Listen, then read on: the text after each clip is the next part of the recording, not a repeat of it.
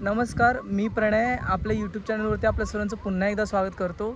आता सध्या मी घटनास्थळी मौजूद आहे। तुम्ही माझ्या पाठीमागे बघू शकता भीषण आग लागलेली आहे, जे की नेहमीच आहे। चिखलीमध्ये नेहमी आग लागत असते आणि हे आग लागण्याचं कारणसुद्धा मी शोधून काढलेलं आहे। शोधण्यासारखं काही नाही ह्याच्यामध्ये, हे नैसर्गिक कारण आहे ह्याच्यामागे आणि हे नेहमी लागत असतं। आणि का लागत असतं ते पण मी तुम्हाला सांगतो। असे काचेचे तुकडे जमिनीवरती पडलेले असतात, जे की असे रिफ्लेक्शन चमकतात उन्हामध्ये, दिसतं तुम्हाला।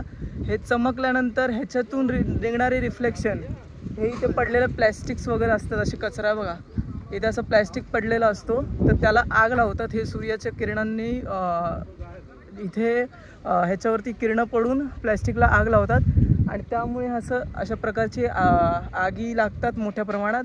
आणि ह्या आग लागल्यानंतर मग ह्याचा धूर पसरतो आणि अग्निशमन दलाला हे विझवण्यासाठी भरपूर तडजोड करावी लागते, कारण या ठिकाणी येण्यासाठी अतिशय लहान रस्ता आहे। आता मी अग्निशमन दलाच्या गाडीच्या पाठीपाठी येत होतो, त्यांना येत असताना भरपूर मोठ्या गोष्टींच्या अडचणी आल्या। त्याचनंतर हा जो धूर तुम्ही बघत आहात पाठी उडतोय तो तिथल्या बिल्डिंगमध्ये आणि ह्या बिल्डिंगमध्ये शेजारच्या जातो, ज्याच्यामुळे त्यांनासुद्धा त्रास होतो श्वास घेण्यामध्ये। त्याच्यानंतर या घाणीमुळे हे जे हवा त्या बिल्डिंगांमध्ये जाते ते अतिशय विषारी हवा आहे। आग लागल्यानंतर भरपूर विषारी हवा होते आणि त्या शेजारच्या बिल्डिंगमध्ये आणि त्याच्या बाजूच्या बिल्डिंगमध्ये सुद्धा खूप लहान लहान मुलं राहतात, ज्यांना ही विषारी हवा जाऊन त्यांच्या हृदयावरती किंवा त्यांच्या शरीरावरती त्याचा दुरुपयोग होऊ शकतो किंवा त्यांना इजा होऊ शकते, गंभीर इजा होऊ शकते त्यांच्या शरीरावरती। आता तुम्ही माझ्या पाठीमागे बघत आहात, अग्निशमन दल ही आग विझवण्यासाठी आपलं काम करत आहे, परंतु ह्या सतत लागणाऱ्या आगी आहेत चिखलीमध्ये। आता मागच्या वेळेसच चिखलीमध्ये असं अतिक्रमण हटवण्यासाठी महानगरपालिका आली होती, परंतु महानगरपालिकेने हे अतिक्रमण हटवून सुद्धा इथे अजूनसुद्धा अशा प्रकारची कामं चालू आहेत स्क्रॅपची, परंतु हे अतिक्रमण काही हटलेलं नाही आहे। ह्याच्यावरचा जो छप्पर होता फक्त तो उघडलेला आहे, बाकी इथे अजूनसुद्धा तसेच काम चालू आहे। हे कचरा तुम्हाला वाटेल, परंतु हा कचरा नाही आहे, हा सगळा स्क्रॅप आहे। इथल्या चिखलीमध्ये मोठ्या प्रमाणात स्क्रॅपचं गोडाऊन आहे, जे की इथल्या रहिवाशांना माहिती आहे। असे ओपन असलेले स्क्रॅप जे आहेत, आता मी तुम्हाला दाखवलं, जे काचेचे तुकडे असतात ते रिफ्लेक्शन थ्रू सूर्याचं रिफ्लेक्शन त्याच्यावरती पडतं आणि त्याच्यानंतर ह्या कचऱ्याला, या ढिगाऱ्याला किंवा या स्क्रॅपला आग लागते आणि मग ही आग विझवण्यासाठी अग्निशमन दलाला यावं लागतं, जे की येण्यासाठी सुद्धा मार्ग फार छोटा आहे। जे अग्निशमन दलाची गाडी जी आहे ती घटनास्थळी कधीच पोहोचत नाही आणि पोहोचल्यावर सुद्धा ती आग अतिशय भीषण पेट घेतो त्या आगीने आणि भीषण पेट घेतल्यानंतर मग ती विझवण्यासाठी घाम फुटतो आणि घाम फुटुस्तोवर त्याचा जो विषारी हवा आहे, ती जी विषारी हवा तुम्ही माझ्या पाठीमागे लाईव्ह बघू शकता, ती जी विषारी हवा आहे ती या बिल्डिंगमध्ये आणि ते शेजारच्या बिल्डिंगमध्ये अशा इथे राहणाऱ्या रहिवासींच्या घरामध्ये जाते, जे की त्याच्या विषारी हवेमुळे त्यांच्या लहान मुलांना किंवा त्यांना स्वतःला किंवा एखादा हृदय आजारी जर एखादा पेशंट या बिल्डिंगमध्ये राहत असेल तर त्याला ह्याच्यामुळे धोका होऊ शकतो। तर माननीय सरकारला आणि माननीय अधिकाऱ्यांना माझी विनंती आहे की आपण मागच्या वेळेस असं अतिक्रमण हटवलं, परंतु हे काही हटलेलं नाही आहे। आपण फक्त याची छप्परं हटवली याच्यावरची, परंतु इथे अजूनसुद्धा तशी कामं चालू आहेत। मागच्या वेळेला मी हे अतिक्रमण पूर्णपणे दाखवलं होतं, त्यावेळेला मला भरपूर लोकांनी शिव्या घातल्या होत्या आणि भरपूर लोकांनी मला नको त्या गोष्टी सांगितल्या होत्या, परंतु त्यांच्या शहाणपणाला आता कुठेतरी मी उत्तर देत आहे। ही जे आग लागत आहे मी तुम्हाला लाईव्ह दाखवत आहे आणि इथे आता मी थोडं जर इंटरव्ह्यू घेऊ शकलो अग्निशमन दलाचा तर मी नक्कीच घेईन, परंतु मी माझ्या पाठीमागे तुम्हाला एकदा जवळून सुद्धा दाखवतो। घटनास्थळी तर जाता येणार नाही आपल्याला, परंतु मी तुम्हाला तरीसुद्धा थोडंफार जवळ जाऊन दाखवतो की कशा प्रकारची भीषण आग लागली आहे। नेमकं आगीचं कारण मी तुम्हाला सांगितलेलं आहे। एकदा एरिया मी तुम्हाला पूर्ण दाखवतो। हा एरिया जो आहे, या एरियामध्ये किती असं स्क्रॅपचा जो कचरा आहे, हा स्क्रॅप हा कशा प्रकारे पसरलेला आहे, हा एरियासुद्धा मी तुम्हाला एकदा दाखवतो आणि ह्या एरियामधून येत असताना अग्निशमन दलाला कशा प्रकारच्या अडचणी झाल्या हे सुद्धा मी त्यांच्या तोंडातून काढण्याचा प्रयत्न करतो, जेणेकरून हा व्हिडिओ कोणताही स्क्रिप्टेड नसावा आणि ह्या व्हिडिओमध्ये जे काही मी सांगतो ते जेन्युइन आहे की नाही हे सगळं मी तुम्हाला या व्हिडिओमध्ये सोक्षमोक्ष दाखवण्याचा प्रयत्न करेन। त्यासोबत बघू शकता इथे आतासुद्धा हा जो आहे हा पूर्ण स्क्रॅप आहे, तिकडे ड्रम वगैरे पडलेलं, असा कचरा कोणी फेकत नसतोय बघा। इकडे प्लॅस्टिकचा ढिगारा आहे, त्या साईडला भरपूर छोट्या मोठ्या प्लॅस्टिक्स पडलेल्या आहे. तर हा कोणताही कचऱ्याचा ढिगारा नाही आहे, हे सर्व स्क्रॅप आहे आणि हे अवैध तरीकेने किंवा आपली सरकारची जागा मालमत्ता हडपून या ठिकाणी अशा प्रकारचे कृत्य होत आहे. मागच्या वेळेला सरकारने ह्याच्यावरती कारवाई करूनसुद्धा फक्त ह्याचा छप्पर हटवला सरकारने JCB थ्रू, जो की मी माझ्या व्हिडिओमध्ये दाखवला. परंतु तरीसुद्धा अशा प्रकारचे अवैध तरीकेने इथे स्क्रॅपचं काम अजूनसुद्धा चालू आहे. आणि त्या साईडला अग्निशमन दल हे आपली आग विझवण्याचं काम करते. आत्तापर्यंत ही पहिली गाडी अग्निशमन दलाची आली आहे झाडाच्या पाठीमागे, आणि त्याच्या पाठीमागे अजून एक गाडी आहे. मी एकदा तुम्हाला रस्ता दाखवेल, इकडे येताना किती अडचणी होत होत्या त्या रस्ता तुम्ही बघितल्यानंतर तुम्हाला स्वतःला कळेल की इथे किती मोठ्या प्रमाणात हा स्क्रॅपचं काम चालू आहे. ही जागा ही सरकारची जागा असूनसुद्धा ह्याला सरकारला हटवण्यामध्ये पूर्णतः यश आलेलं नाही आहे. या ठिकाणी अजूनसुद्धा सरकारने आपली कारवाई करूनसुद्धा या ठिकाणी अवैध पद्धतीने अशा स्क्रॅपचा धंदा होत आहे. आणि ह्याचा पूर्णतः परिणाम हा आगीवरती होतो, आणि आगीचा परिणाम हा इथल्या अग्निशमन दलाला विझवण्यासाठी होतो, जेणेकरून अग्निशमन दलाचा घाम फुटतो या ठिकाणी आग विझवताना. आणि हा दूषित हवा हे इथल्या रहिवाशांना इजा पोचवते. ह्या दूषित हवेमुळे इथल्या रहिवाशांना किंवा इथल्या लहान मुलांना इजा होऊ शकते.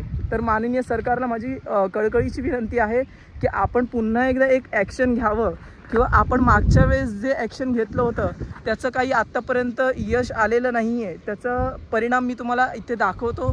त्याचा परिणाम बघून आपण गांभीर्याने या गोष्टीवरती गांभीर्य दाखवाल आणि या गोष्टींवरती कार्य कराल, अशी माझी विनंती आपल्या सर्वांना आहे. माननीय सरकारला, माननीय अधिकाऱ्यांना माझी कळकळीची विनंती आहे की आपण यावरती काम कराल.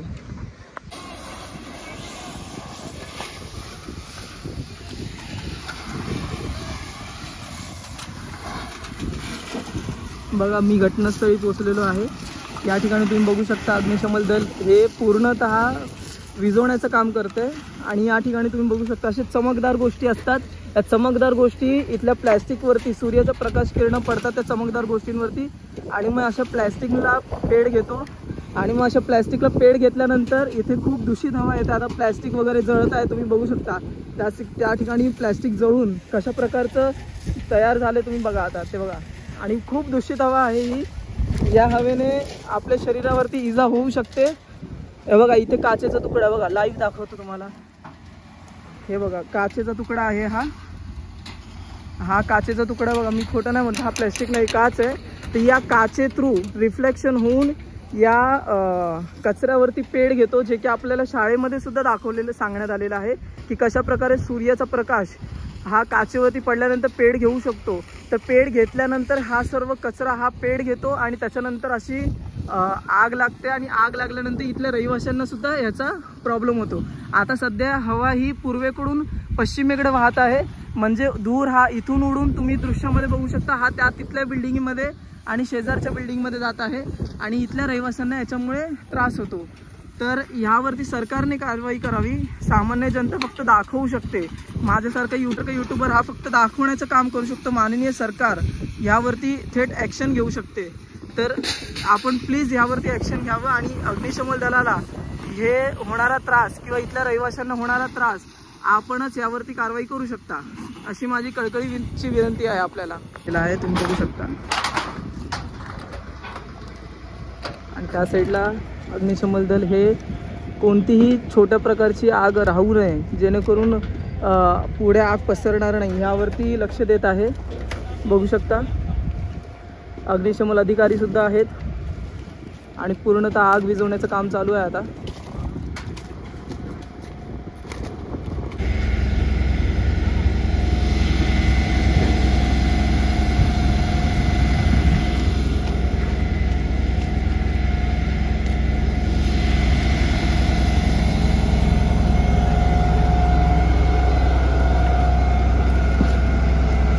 बघा, इकडे मेडिकलमध्ये किंवा आपल्या हॉस्पिटलमध्ये यूज होणाऱ्या सलाईनचे बॉटल्स हे इथे पडलेले आहेत. आता ते इथे कसे काय आले ते मला माहीत नाही. बघा, भरपूर मोठ्या प्रमाणात इथे हा कचरा देखील पडलेला आहे. आता माझ्या हाताला देखील लागला आहे. आता ते काढण्याचा मी प्रयत्न करतो, पण इथे सलाईन वगैरे देखील पडलेला आहे जे की अवैध आहे. अशा ठिकाणी हॉस्पिटलचा कचरा येऊ नाही शकत. आता मी तुम्हाला सलाईन वगैरे दाखवले, जे की सलाईन वगैरे इथे येऊ नाही शकत. इथे सलाईन वगैरे कशा आलेले आहेत त्याचा शोध देखील माननीय सरकारला लावावा लागणार.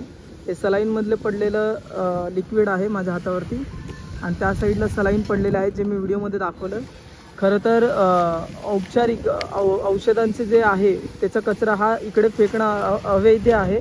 कारण ही कंपनी आहे, ते स्क्रॅपच्या कंपन्यांमध्ये औषधांचं वगैरे कसं काय आलं कचरा, हे ह्याच्यावरती प्रश्नचिन्ह उठला पाहिजे की या ठिकाणी सलाईन्स वगैरे कसे काय आल्या. बाकी तिकडे बघू शकता तुम्ही अग्निशमन दल कशा प्रकारे आग विझवत आहे, आपलं काम करत आहे. आणि या ठिकाणी सुद्धा काही आगीचे अवशेष आहेत ज्याला आपण छोट्या छोट्या आगी म्हणू शकतो. हे हवेने उडून इतर ठिकाणी सुद्धा आग लावू शकतं, तर ते सुद्धा विझवायचं काम त्याच ठिकाणी चालू आहे, बघू शकता. आणि आता ह्यावरती शोध लावावा लागणार की या ठिकाणी औषधांचे किंवा सलाईन वगैरे या ठिकाणी कसे काय आले. हा कचरा या ठिकाणी नसला पाहिजे. ह्याचं सरकारने चोखपणे शोध लावावा. कारण ह्याच्यासाठी सरकारने वेगळं विशिष्ट कचरापट्टी बनवलेली आहे. आणि नेमकी ही कचरापट्टी नाही आहे, हे आहे स्क्रॅप एरिया चिखलीमधलं. त्या साईडला पण तुम्ही बघू शकता, बघा हा पूर्ण स्क्रॅप एरिया आहे. तर या स्क्रॅप एरियामध्ये औषधं वगैरे किंवा सलाईन वगैरे हे कुठून आले ह्यावरती सरकारने आपली तपशील जाहीर करावी.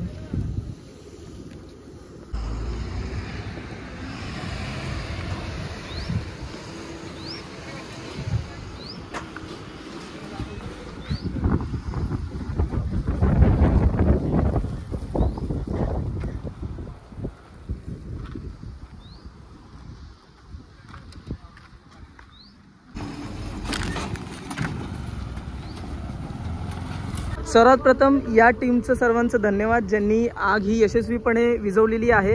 हे सर आहेत ज्यांच्या नेतृत्वाखाली ही सर्व टीम काम करते. एकंदरीत यशस्वीपणे हे सर्व टीमने ही आग विझवलेली आहे.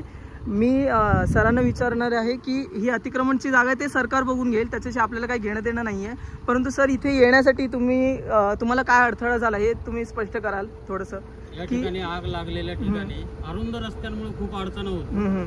आणि वाहतूक जी की लोकांनी रस्त्यामध्ये लावलेली वाहन आहेत ते पण एक चुकीच्या पद्धतीने उभे केलेले असतात. ओके, ते पण रस्त्यावरती लावायला नाही पाहिजे. ओके. आणि अग्निशमन वाहन घटनास्थळी पोहोचण्यासाठी सहकार्य करायला पाहिजे. Yes yes. त्यामुळे आग लवकरात लवकर विझवण्याचा प्रयत्न आम्ही करू शकतो. तर सरांमुळे इथे कोणतीही जीवित हानी झालेली नाहीये. सर लवकर आले आणि त्यामुळे ही आग लवकरात लवकर विझलेली आहे. त्यासाठी सरांचं सर्वांनी व्हिडिओमध्ये धन्यवाद म्हणा. आणि सर हे कशामुळे आग सतत लागत असते, कारण मी इथला स्थानिक आहे, मी नेहमी बघतो. मी मागच्या वेळेस सुद्धा व्हिडिओ बनवलेला होता, अग्निशमनच्या साईडने बनवलेला होता, कारण तुम्हाला खूप अडथळा होतो. मी इथला स्थायिक, मला माहिती आहे इथे आतमध्ये खूप आग लागत असतात. तर का ह्या सतत आग लागत असते याच्यावरती थोडंसं सांगा. उन्हाळ्याचे दिवस आहेत. ओके. आणि हे जे प्लास्टिक आहे, भंगार आहे, यांना अनधिकृत घोषित करून पालिकेने याच्यावर कारवाई केलेली आहे. पण काही इथल्या जे व्यावसायिक आहेत त्यांनी इथून आणखीन स्क्रॅप उचललेलं नाही. त्याच्यामुळे काही शॉर्ट सर्किट किंवा काही काही सिगरेट बिडी पिऊन जर टाकलं तर ते लवकर पेट घेतं आणि उन्हाचे दिवस असल्यामुळे ते आग रौद्र रूप धारण करते. नाही, मी पण व्हिडिओमध्ये दाखवलं की ठिकठिकाणी काचे असं पडलेले आहेत खाली, जे सूर्यप्रकाश पडतो त्याच्यावरून रिफ्लेक्शनने सुद्धा आग लागते. तर सर आपण खूप छान इंटरव्ह्यू दिला आणि त्यासोबत आपण यशस्वीपणे ही आग विझवलेली आहे, त्यासाठी पूर्ण टीमचं धन्यवाद. आणि सर्वात प्रथम आपले सुद्धा धन्यवाद व्हिडिओच्या माध्यमातून बोलतो. Thank you sir, thank you. या रस्त्यातून येत असताना अडथळा बघा कशा प्रकारे होतोय. अक्षरशः मोठमोठ्या गाड्या आहेत, पण इथे जर आग लागली तर येता येत नाही. पुढे बघा अग्निशमन दलाची गाडी आहे. तुम्ही व्हिडिओमध्ये पाहिलं की सरांनी काय अडथळा येतो इथे आग लागल्यावरती ते सांगितलेलं आहे. आणि सतत या ठिकाणी आग लागत असतात, कारण तुम्ही स्पष्ट ऐकलेलं आहे सरांच्या ह्याच्यातून भाषणातून. आणि तुम्हाला मी दाखवत सुद्धा आहे की बघा इकडे का आग लागते ते. प्लीज माझी कळकळीची विनंती आहे माननीय सरकारला, आपण थेट ॲक्शन घ्याल यावरती. परंतु ही जागा एकंदरीत आपण बघू शकतो अवैध तरीकेने हे सर्व कामकाज चालू आहे. आणि यावरती सरकार थेट ॲक्शन घेईल, ह्यावरती सरकारने बघावं. बाकी दाखवण्याचं काम मी केलेलं आहे. आय होप तुम्हाला सरकारला माझी कळकळीची विनंती असेल की आपण यावरती ॲक्शन घ्यावं, कारण इथल्या स्थानिकांना मुळात याचा खूप जास्त धोका आहे आणि ह्या जे आगी आहेत ह्या जे लागतात त्याच्यापासून विषारी हवा ही होते, जी मी दाखवलेली आहे कशा प्रकारे बिल्डिंगमध्ये जाते ते. तर माननीय सरकार, आपण ह्यावरती ॲक्शन घ्याल, ना की फक्त बाता कराल आणि फक्त बोलाल भाषणांमध्ये. मागच्या वेळेस ॲक्शन घेतलं, परंतु ते ॲक्शन फक्त मला वाटतं हवाबाजीसाठी होती.